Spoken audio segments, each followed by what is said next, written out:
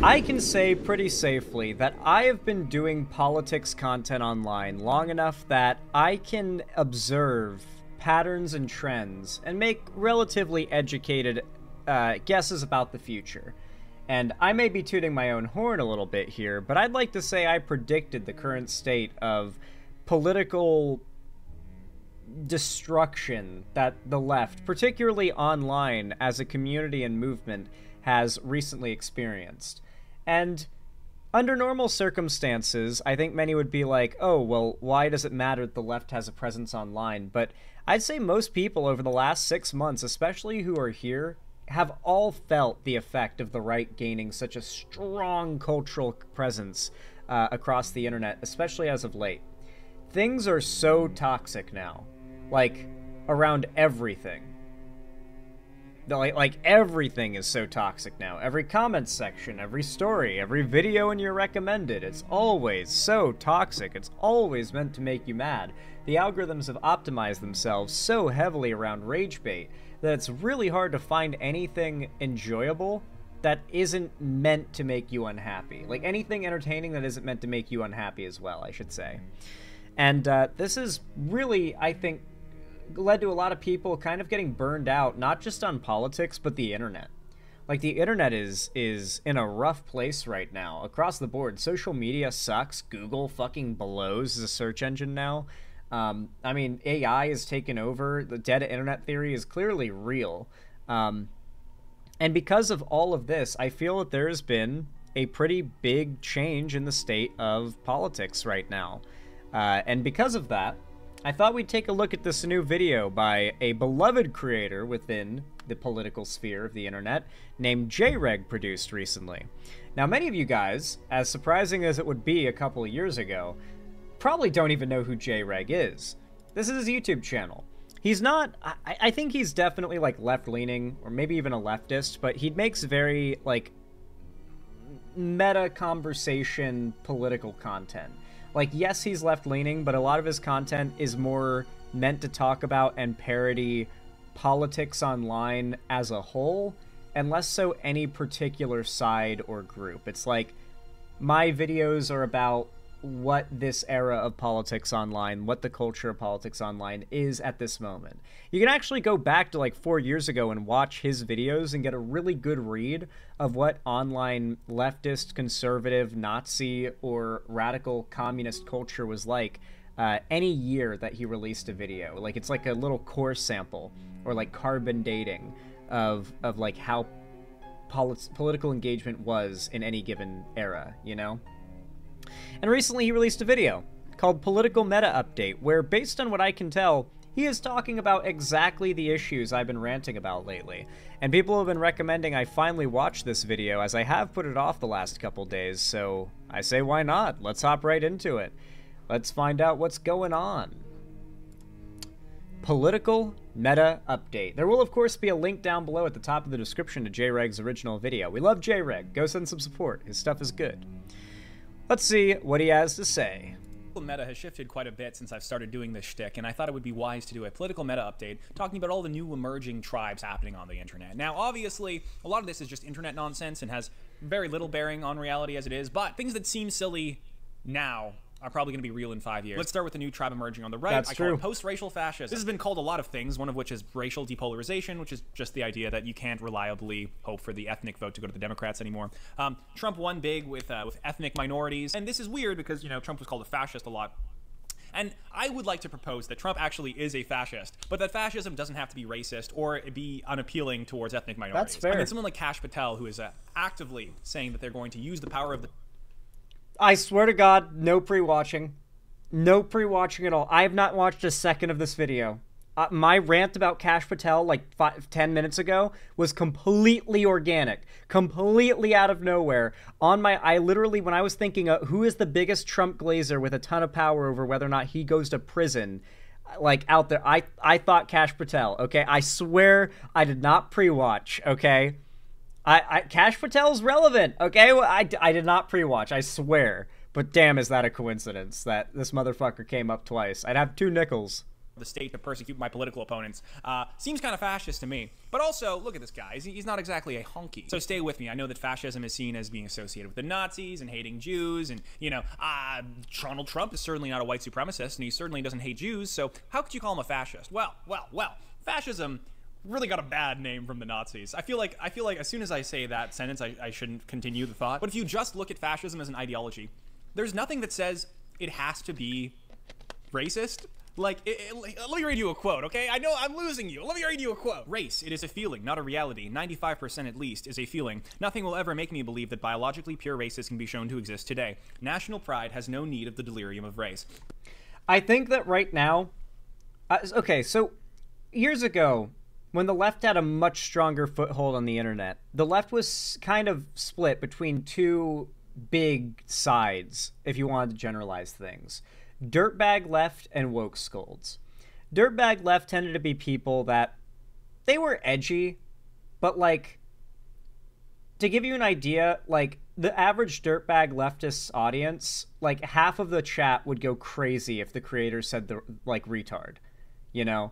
Like the dirtbag left, which is what I was considered part of, was not that dirtbaggy really. It was just sort of like a sector of left-wing creators known, and fans of those creators, known for kind of trying to use the methods of the right against them and kind of being a confrontational asshole back to them, which is not something that was expected of the left and was a very big novelty for a time. But at the end of the day, there were a lot of criticisms to be had of the other side, which were the woke scolds.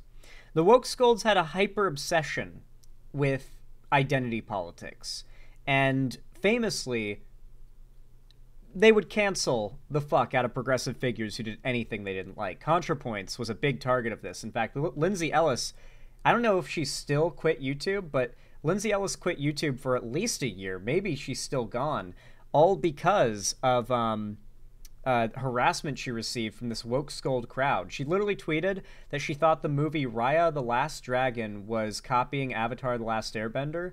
Twitter decided it was racist of her to say that and harassed her till the point where she was literally having, like, she was shitting blood is what she said in her "I'm leaving the internet" post, which is just, that's a lot of stress if that's what's happening. Like these woke scolds were brutal, okay? These were the cancel happy, like, rabid Twitter freaks that the right likes to talk about, you know? Although they call everyone on the left that, the people whom they banked off of coming to mind when they said that did exist, and they were those people. They had a hyper obsession with identity politics. Famously, they canceled me because I outright said, yes, I, as a white dude, do have a better opinion on race dynamics in America than Candace Owens, who's a black woman. And they were mad about that. They were unironically arguing that Candace Owens should have more of a voice on the topic of race because she's a black woman over me, a white man, because I am a white man. Despite her being a literal Nazi, alt-right conspiracy theorist, flat earther, dinosaur disbeliever, I'm a white guy, so that meant that I needed to shut up and sit my white ass down and not criticize Candace Owens. That is the kind of woke, scoldy, cancel culture, identity politics that the left really did have a problem with for a time. And I feel like, even though that's not really much of a thing anymore, and almost a delayed reaction, and that's a weird thing about politics. Everything in politics feels like a delayed reaction. I'm not the only one that feels like that, right? Like, everything, like, it always feels like something happens in politics and the reaction is like a year later, 2 years later in some cases. Regardless, a lot of people in America who are not white do not identify with racial, with identity politics, frankly.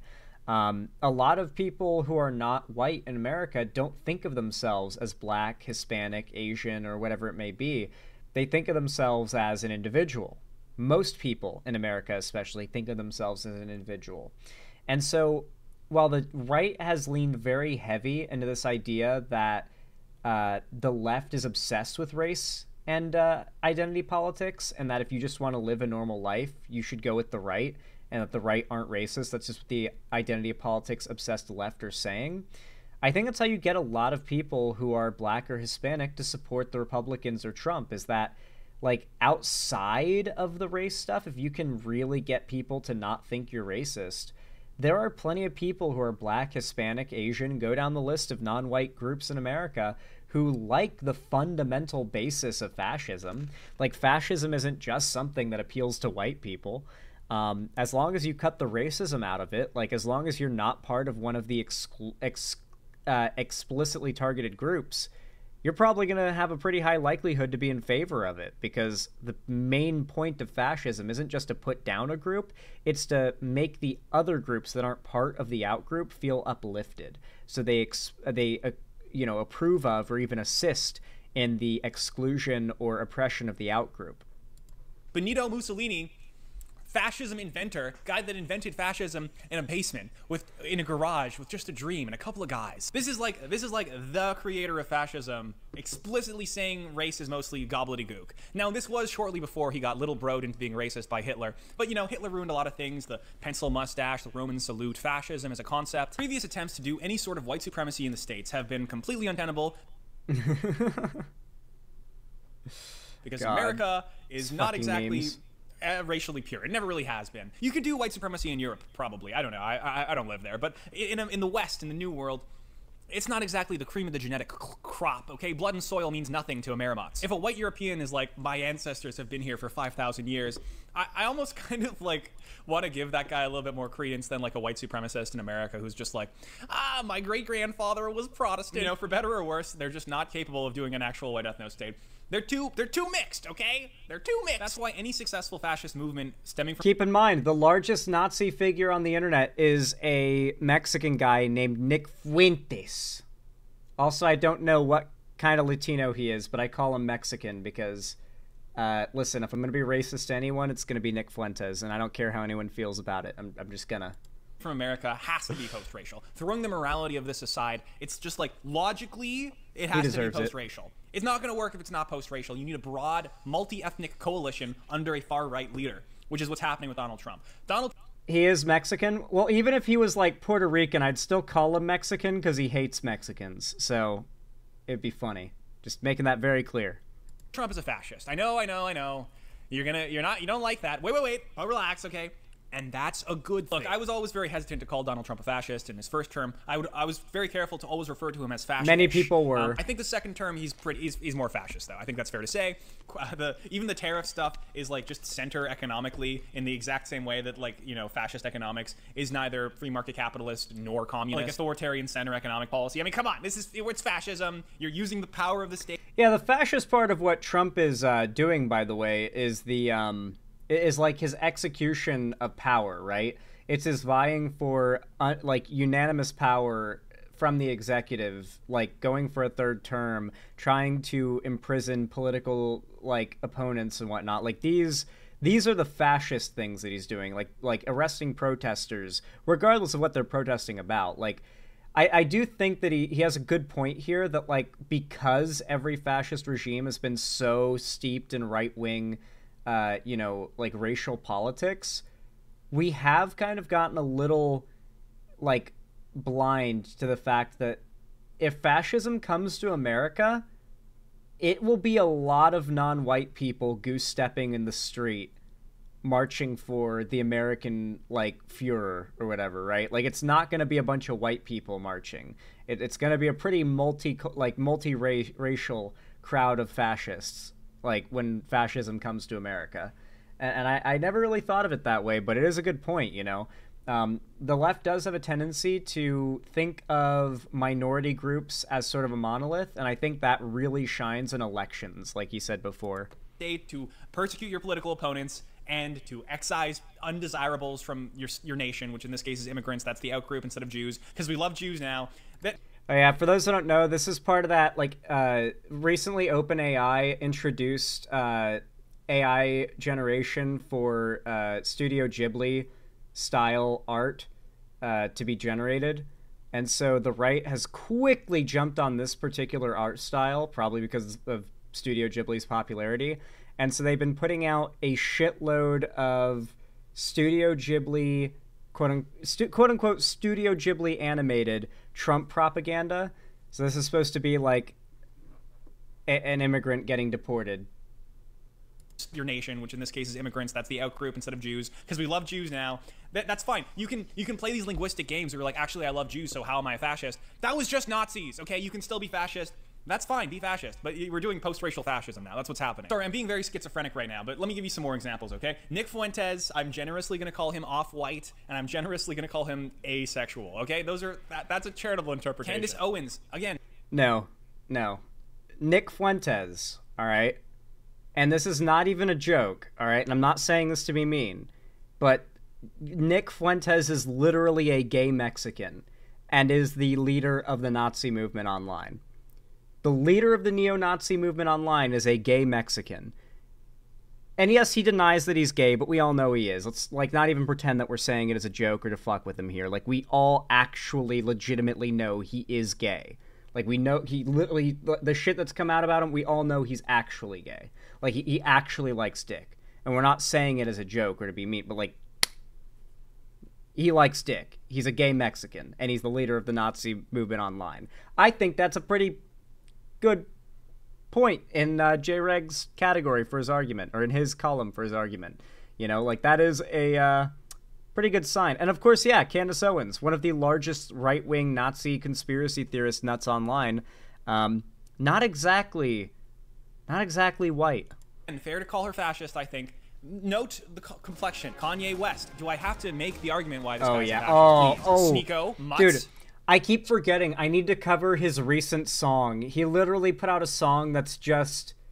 It's just a pro-Hitler song. Like, the name of it is literally just the Nazi hailing to him. That's literally... The title is literally... Hail Hitler, but it's not Hitler. You know? Like... And yeah, we're gonna call him we're gonna actually we should call Kanye West, because he calls himself Hitler, because you know he's basically become Hitler now. He loves Hitler. He's a Nazi. He's got as many followers as Hitler had. I'm pretty sure. Yeah, he's Kanye Hitler. Andrew Tate, Mutz. Most of the followers of Andrew Tate are like brown or mutts or whatever. Look, I can say it, okay? I can say these people are mutts. I'm a mutz, all right? No one's more racist than mixed race people, I know. So all these characters, Kash Patel included, they rally around Trump, who despite being the honkiest of them all, doesn't really say very much about race. He's actually a very good post-racial conduit. You know, he says lots about Chinese and Mexicans. You could probably make the argument that he is personally racist in some ways. But sometimes when he says nobody loves black people more than him, I believe him. At no point did he ever say, we're gonna build a wall for the whites and the darkies are gonna pay for it. He just genuinely seems to be going for a post-racial American fascism. But how could a white guy be actually, you know, representing a lot of the interests of ethnic minorities such that the black vote goes from 7% to 21% over the course of 8 years? The answer is simple. It's because Donald Trump isn't white. He's orange.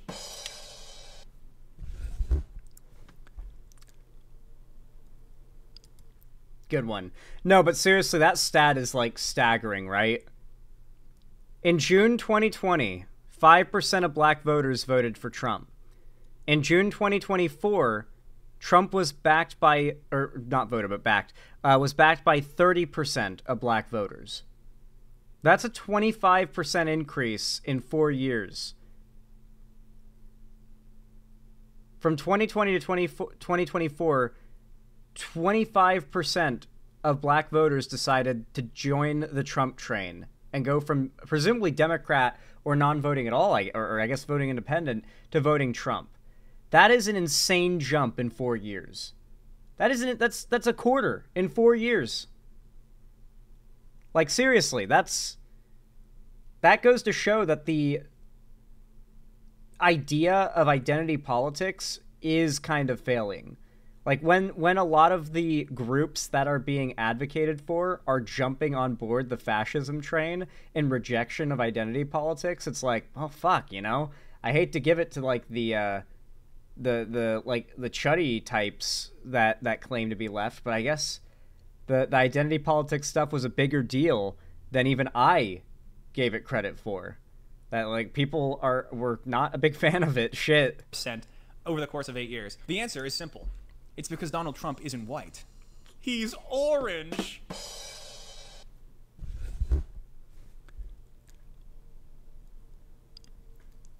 In conclusion, diversity is fascism's strength. Good one. Which is true. It's true. Fascism is way That's more tenable true. when you have a multi-ethnic coalition of people being fascist. You can just appeal to way more people and get way more public support behind you. Fascists when diversity is their strength. And again, ideologically, this isn't coming out of nowhere. Mussolini's The Doctrine of Fascism explicitly is not about race. It's about nation. Ideologically, those are separate sliders. Nation slider, racism slider, separate sliders. You could be fascist and even anti-racist, like hypothetically. So post-racial fascism might actually just be a stepping stone into actual white supremacist movements. And it really makes you wonder, like, are people like Andrew Tate and Vivek Ramaswamy going to be clapping as they get pushed up against a tree and strung up? The fundamental question with post-racial fascism is how solid is a multi-ethnic fascist coalition? We have no idea. We don't know. It hasn't really ever been tried. Maybe Brazil integralism, maybe, but I don't think it's... Political movement in Brazil created in October 1932, founded and led by Plinio Salgado, a literary figure somewhat famous for his participation in the 1922 Modern Art Week. The movement had adopted some characteristics of European mass movements of those times, specifically of Italian fascism, but distanced itself from Nazism because Salgado himself did not support racism. Huh. I guess something similar has happened before, like anti-racist fascism. Really ever been tried on this scale, especially not in such a big way. And it's entirely possible that it's not a viable coalition at all. And that post-racial fascism as a concept is inherently flawed. A leftist would make this argument that, like, the system itself is white supremacist, and so fascism as a result of being a far-right ideology, reinforcing some parts of the system, is just reinforcing those white separatist, white nationalist tendencies, and that a lot of the dark people who are advocating for fascist stuff have to pay a lot of lip service and honky dick sucking. The White Lives Matter stuff with Kanye West and Candace Owens. It's kind of a lot of like I'm bending the knee to whitey kind of thing. And, Vivek Ramaswamy did have this... I think to a degree they are. I do think that to an extent, JREG is giving a little too much credit to the idea that this is like a anti-racist brand of fascism that we're seeing. It's really not that. I think it is racist, but it's a different kind of racism. You know what I mean? Like... obviously there's colorism, right? Like this is a really big problem within the black community, right? And this also has a big issue within the Latino community in America as well, where a lot of the time, if you are like not mixed, if you have like darker black skin, there are a lot of, well, this has obviously been known within like the beauty industry and like modeling and stuff, where there's been like favor for lighter skin and stuff like that. This obviously isn't even just an America thing, but like even within like black areas and communities and spaces, there's a decent amount of prevalence of colorism, as it's called, which is like inter-race racism over color, right? Like you see this a lot on social media especially, and I don't even know if I can repeat any of what I've seen, but a lot of it is like, clearly it's a meme made by like a light-skinned black guy meant to shit on dark-skinned black guys as like supposedly being less desirable. Oftentimes the meme centered around being less desirable by white women, which I find interesting. I'm sure there's a whole can of worms to open up there, but this is also the case within the Latino community, where a lot of white Latinos are very attached to the identity of white. Like Nick Fuentes is extremely attached to the identity of white. Most of his fans and himself consider him white, right? Like just white. And I think in the case of people who literally are not white, like if they, like, Candace Owens or Kanye West, for example, you got to keep in mind, obviously a little bit of it is mental illness and grifting on their part, but also there are a lot of ideas that are used to back up racism that are not exclusive to white people or people that aren't part of the group that those ideas are pushed about. And so it wouldn't surprise me if there's a decent proportion of black people in America who fall in for this weird, like, model minority mindset of like racists hate black people for a good reason.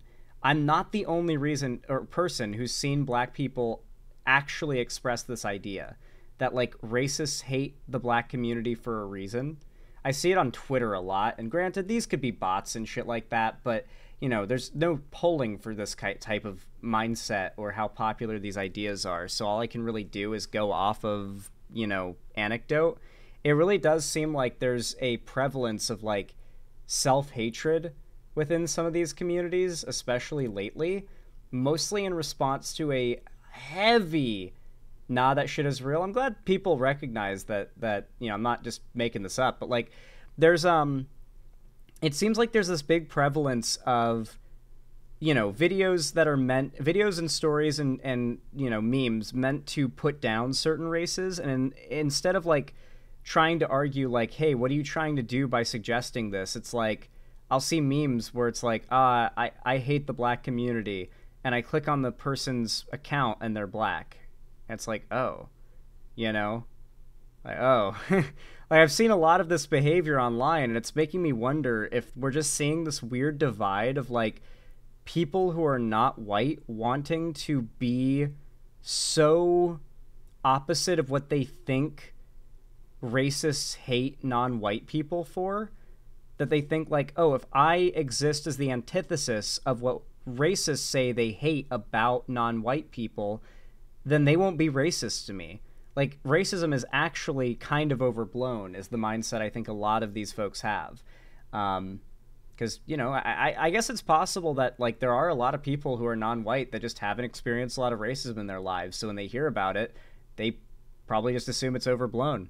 This interview with Ann Coulter, you remember this? I still would not have voted for you because you're an Indian. We'll get back to that. And it's directly related to what you were just talking about. You know, the thing about nationalism, you're totally right. It is like to use the word nationalism. Oh, Taylor. And, you know, after seeing that, you kind of have to be like, okay, well, you know, if you get pushed up against a tree and strung up, you sort of deserve it.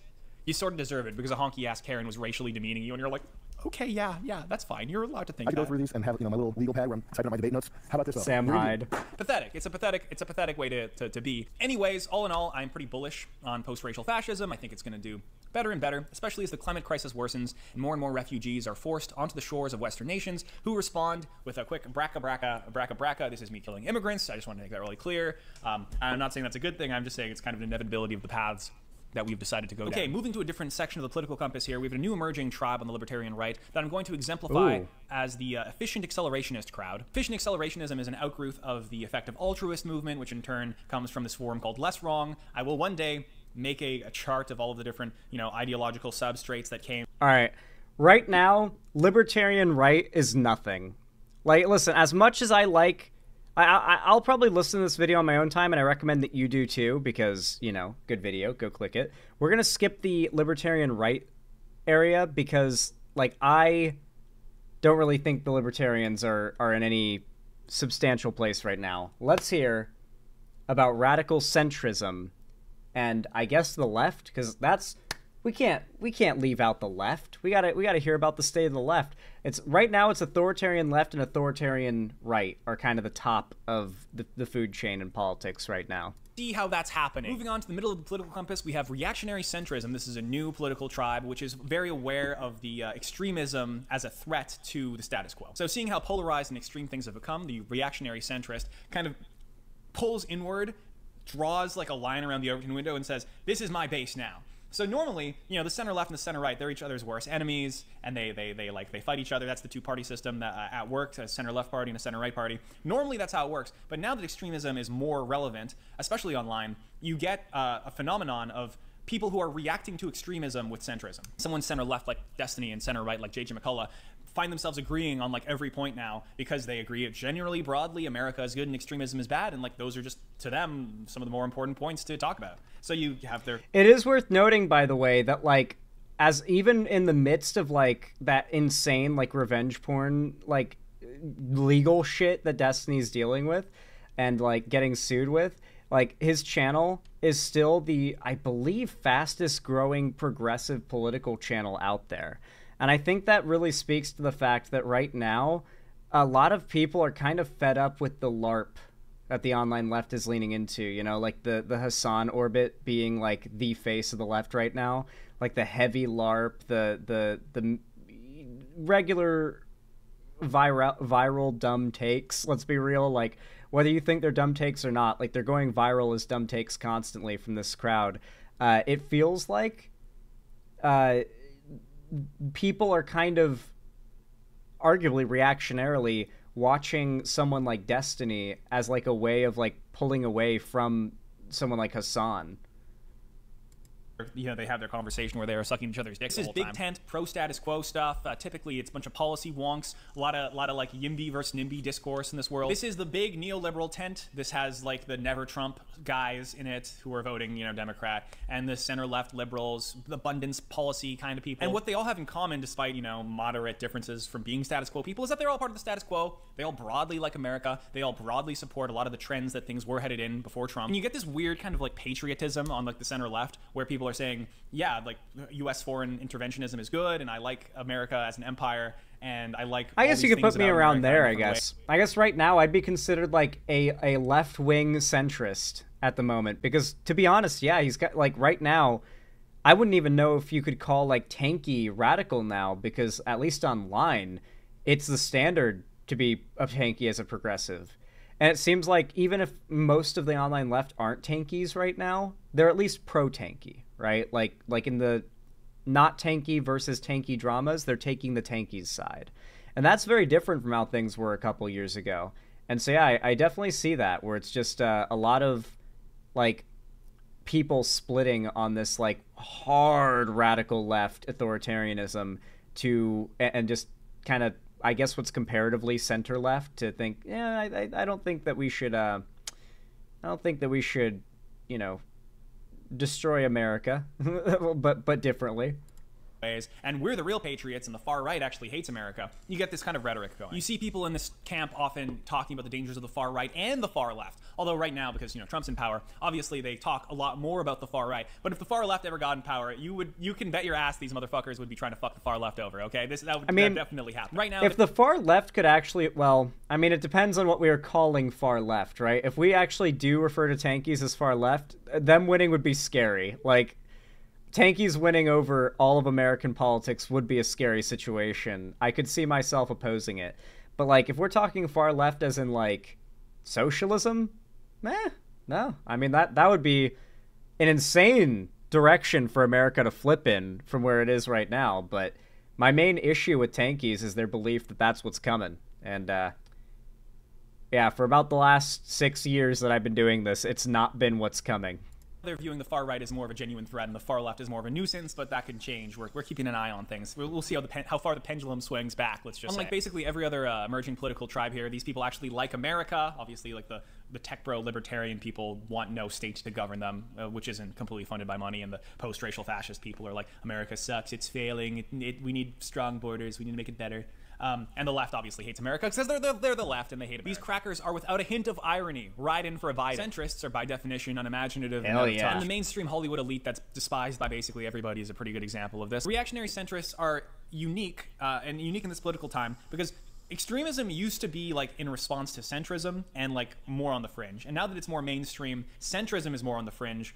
Because the Overton window, you see, is shattered in two and drifts simultaneously left and right at the same time while leaving the centrists out of the Overton window. So basically, it's a reaction. I love these videos because it's a man basically sweating and, like, stumbling over himself to try to understand the arguably Lovecraftian, ununderstandable concept that is, like, the constantly morphing state of the political Overton window on the internet. It's very fun, and it's very fun to like go back and watch old ones and be like, I remember when that was what everyone was doing. I remember when that was the ideology everyone was calling themselves. I remember when everyone online was saying they were this or that. Like, you know, and it really goes to show like how much of politics online is just fads. Like, how much of certain political activism, how much of, like, what people care about at any given time is just a fad, right? Like, 4 years ago, like, everyone cared about, like trans people's rights being taken away. Now, not really, you know? Like, they're especially in mainstream news, when they cover, like, stories about, like, a trans person being, like, explicitly victimized by the state, it is not pulling the numbers that it would have, like, 4 or 5 years ago. I think that really goes to show that, like, the focus has changed a lot, and there's a much larger direction towards, like, the sort of like state communism tanky stuff, I guess, on the left, and the like hardcore Trump cultism on the right. It's them trying to grab both sides of the Overton window as it's, you know, falling in either direction, pulling them apart, and they're just trying to hold it together. But this is kind of the first time where centrism becomes in reaction to the excesses of both sides, and that can only happen when both sides are gaining in power. So good job, extremists, massive W's, and the reactionary centrists typically fight for the individual's right to be more or less politically unconscious and just sort of enjoy their society passively without having to be a communist or a fascist or some shit. Okay, moving on to the left side of the political compass, we have the balkanized left. Vosh, Hassan, oh boy, Hawes, H3H3. What do all these people have in common with each other? That's right, they all hate each other. You know, this is partially because they're all streamers, and streaming is an inherently degenerate medium, which forces you to become isolationist and anti-human and hate everybody. You know, that's just objectively true. But also, it's kind of a microcosm of left-wing infighting. We continue to see a balkanization pattern on the left, all these different disparate groups spiraling off into infinitely small subgroups. Left-wing infighting is nothing new, of course. There's been infighting on the left as long as there has been a left. And I will also say, there's infighting on the right too. A lot of leftists think that the left is the only place with infighting, but that's because they're on the left and they don't critically examine or inhabit right-wing spaces. When you're in right-wing spaces, you see there's plenty of right-wing infighting too. I will say there's probably more infighting on the left because ideological purity is just more important to leftists, but like, I mean, and also most right-wing infighting is calling each other Jews. But there's all kinds of different disparate factions here. You know, there's the woke left, there's the woke left that's not really leftist because they're actually just woke liberals, there's the post-woke left, there's the anti-woke left, there's the anti-woke left that's so anti-woke that they somehow became capitalist and now in no way resemble a leftist in any shape or form. Of course, that's not including the 1,000 tanky islands of the Maoists and the Stalinists and the DPRK supporters and the ultra-leftists. There's too many to get into, okay? We'd be here all day. Personal example, I canvassed for Jamal Bowman, who's reasonably as pro-Palestine as you could possibly get within the Democratic Party, you know, allied with people like AOC and stuff. And even he was protested by further left Palestine supporters who protested him instead of the Zionist candidate he was running against, who was getting like $20 million of Israeli money. They protested the guy that they could, you know, affect more because he cared about them more. So, you know, average day living in left land, okay? This is just... Yeah, like dude, I don't know how Vosh's turn towards like seemingly trying to please the, like, I guess Hassan fans of the internet is gonna go. Like, I feel like in the long run it might go really badly for him, but I could be wrong. Who knows? You know, I can't see the future. It just really seems like, man, he tried to do some IRL political engagement and had, like, he got counter-protested. For those that don't know, what's being referred to here is like a bunch of pro-Palestine supporters set up a counter-protest against Vosh because he was canvassing for an anti-Zionist candidate. And they hated Vosh, so they diverted their attention from canvassing for a candidate to protesting Vosh, which, you know, I've got my own personal grievances with Vosh, but like that right there is peak left. That right there is peak lefty infighting, if there's ever been any example. It's just like standard stuff. These people are like ravenous cannibals. But moving on, we now have the Horseshoe. This is the last coalition I'm going to talk about. Remember this guy that shot Trump? Did we ever figure out what his political leaning was? Why did we never figure that out? You know, was he right never wing? Clearly a left winger or a right winger.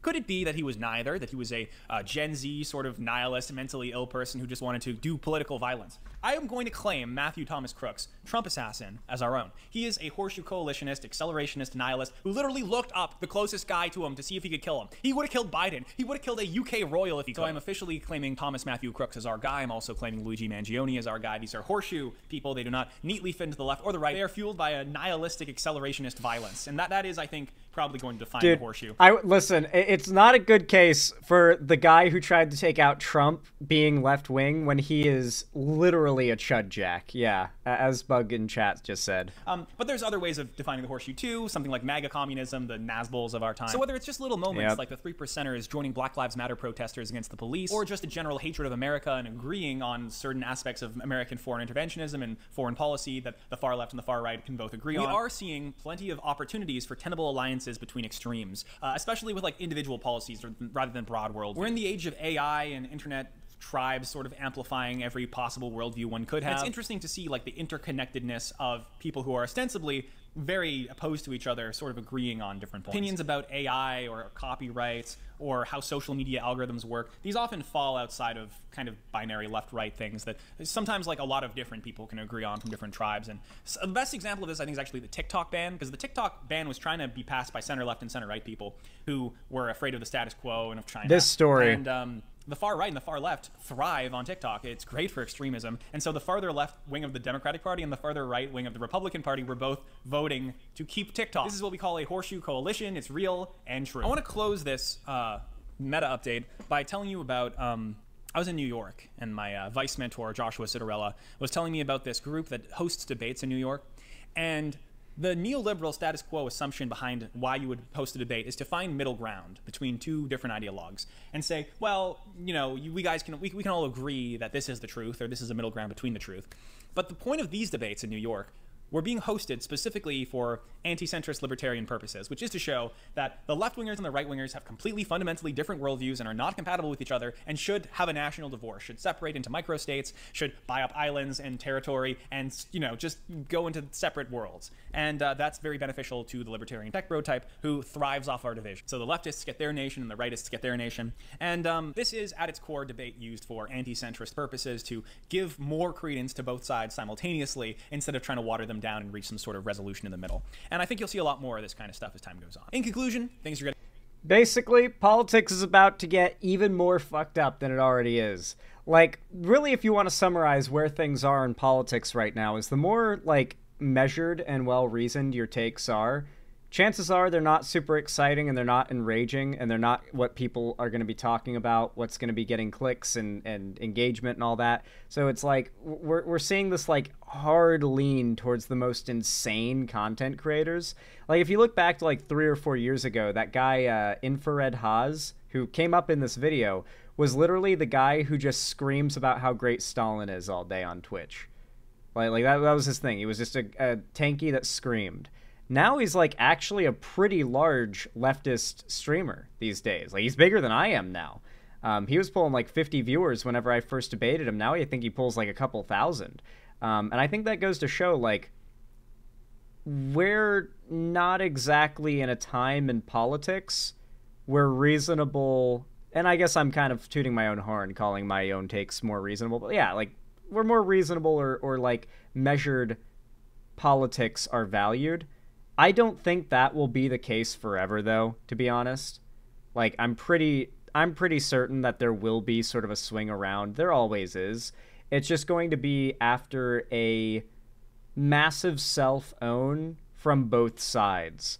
Like, the radical right will probably fumble first, and then the radical left, or probably the radical left first, and then the radical right next. And then we're probably going to see politics kind of shrink in more towards the center again.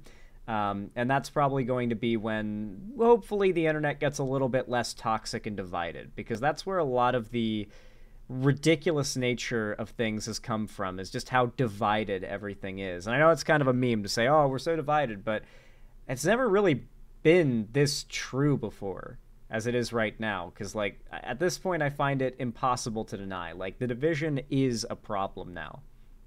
Regardless, though, if you enjoyed this segment, if you found it enjoyable, educational, or entertaining, then please consider leaving a like.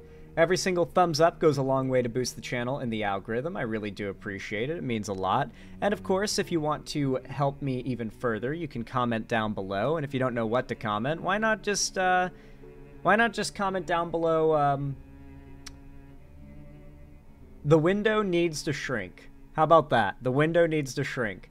Assuming you agree with that idea, I suppose. I am actually very interested to hear your thoughts down below as well, so, you know, just include that in your comment if you want to let me know you saw this far. And of course, be sure to subscribe and ring the bell icon to turn on all notifications if you haven't already, so that YouTube tells you when I go live or upload new videos in the future. And of course, if you want to see more from me on other platforms, be sure to follow my social medias linked down below, especially my fan Discord server, which is the main hub of my community and fan base, and I host gaming events, call-in streams, and watch parties every week there, including tonight, right after stream. We'll be watching Baki while I work out. It's going to be a baller, banger of a time. So I hope you guys are there. It's going to be a good one. And of course, finally, if you want to support me directly, financially, help me keep the lights on and a roof above my head here at the Xander Hall studio, then please consider donating, subscribing, or gifting a sub on my website, xanderhall.com/live, or support me through YouTube, Twitch, Streamlabs, Stream Elements, Patreon, or buy some custom Xander Hall merch through the Streamlabs link down below. Regardless of how you support me though, thank you so much for watching, as always, and have a good one.